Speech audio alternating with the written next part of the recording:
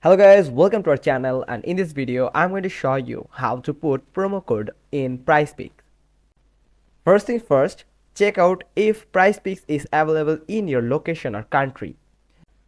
Then most important thing is you only can put promo code when you open a new account. You only get the opportunity when you are opening a new account to put a promo code. Now in the sign in option you will get through 5 steps to sign up a new account. Then here in the first step you need to enter your email, and the second option is promo code. Here this is the section where this is the blank and section where you can put your promo code, and you just need to type your promo code or paste your promo code here. It can be anything like this, and you just need to put the promo code in this box. And if you don't have any coupon code, then you can click on this box, tiny box, write down the box here like don't have a code, here's one on us. You can simply click on it and check this box, and you get a promo code from PrizePicks, and you can put that promo code here and click on continue button, and